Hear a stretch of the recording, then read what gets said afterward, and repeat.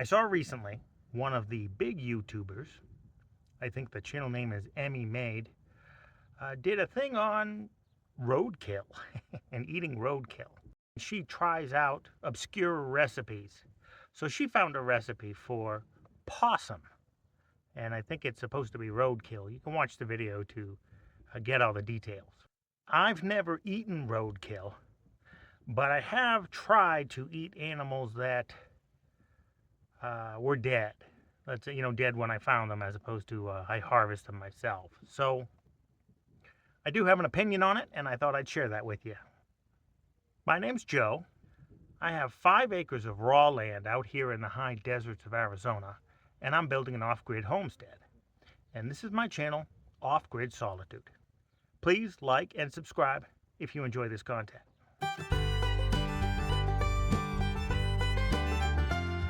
So there's plenty of roadkill out here. The speed limits are pretty high on these roads, and there's lots of wildlife, so it's going to happen. I've never taken an animal, I've never tried to eat it or use it for anything, but occasionally you'll check it out, drive by, and you see something on the road and you say, what the heck is that? And, I want to get a closer look. And anytime I've done that, I have not been impressed. The animal is usually in pretty rough shape. It's been sitting on hot pavement for a while, and it was hit by a car, so, it's in rough shape. So I wouldn't be tempted to eat it unless it was an emergency. But I have tried to eat an animal that I found when they were already expired. The first time was when my rabbits first went free range. I wanted to harvest a few of them. And when I woke up in the morning, I saw that one of them had been looked like by a dog or maybe a coyote. It was munched up a little bit, but still in one piece, but you could see the ribs were tenderized a little bit. But it still looked relatively fresh, and I was going to process a rabbit anyway, so I grabbed it, and I started to skin it, and take care of it. But by that time, it was probably a few hours after it passed away, so by that time it was pretty bloated, stiff, of course, and it started to swell up a little bit. And as I cut into it, it smelled really bad. I couldn't, a handkerchief over your nose wasn't enough. Outdoor with a nice breeze, still not enough. Opening the windows, not enough. So I got rid of it.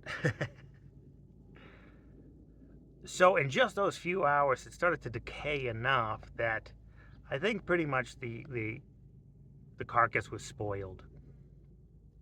I guess when the animal was crunching it up, it punctured its, organs. Now, I guess with a larger animal, you could probably just take like the legs or something like that. But with a rabbit, it's so small, it's not really worth your time. Another situation I remember when I was young, we used to have groundhogs living in our area. We called them woodchucks.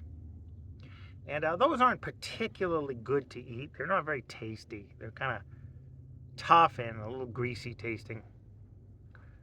But you can. It's just not delicious meat. But my grandmother liked them. So every so often we would get one from our garden, trying to protect our garden, and we would give it to her and she would make a stew out of it.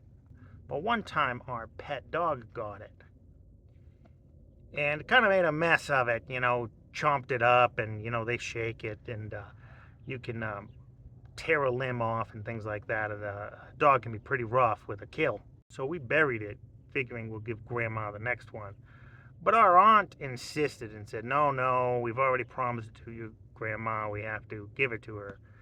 And we tried to explain it and said, it's not it, it's not any good. But my aunt insisted, so we gave it to our grandmother, and I know exactly what she saw when she looked at it. It'd been, it was torn apart and stuff, and probably had some dirt on it and stuff. And by that time, it was several hours later, I'm sure it was quite decayed by that point, and the intestinal matter spilled everywhere and stuff. It must have been terrible. So Grandma just gently put it away and said, no more. That's the last one. I don't need any more ever again. So maybe it's easier with a bigger animal, like an elk or a moose or something. You know, you can just separate it's so large you can separate out the spoiled parts from the good parts. But I don't have any experience with the larger animals. And as for smaller animals, only freshly harvested animals for me from now on. So I cannot recommend Roadkill. But back to Emmy Maid. She just took the legs off the possum and, she grilled it and made a side dish and ate it. Alrighty, my lovelies, this looks so good. I am so excited to taste it. Sweet potatoes and possum. Alrighty, my first taste of possum. Give thanks, possum. There it is, my first bite of possum. Itadakimasu.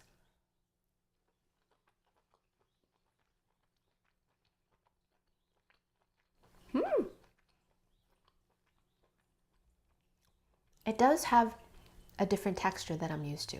It's a little bit chewier, but it's still tender and flavorful, but not as gamey as I thought it was going to be. She said the quality was good and no question of health risks or anything. So maybe it's an option for some people. You know, eating irradiated and meats and fishes dipped in bleach solutions and stuff to sterilize it keeps us kind of isolated from some of those natural bacteria. So if you did want to live off the land like that a little bit more, I would advise doing it very slowly and allowing your natural immunity and hardening your stomach a little bit, as they say. And that's all. That's my take on that. Trying to squeeze in this video. It's been very hot this week, triple digits. My cameras overheat while filming. My cameras overheat while charging. So it's been difficult to squeeze in any videos. I've been charging my phone in the refrigerator. Thanks for watching. I'll see you in the next one.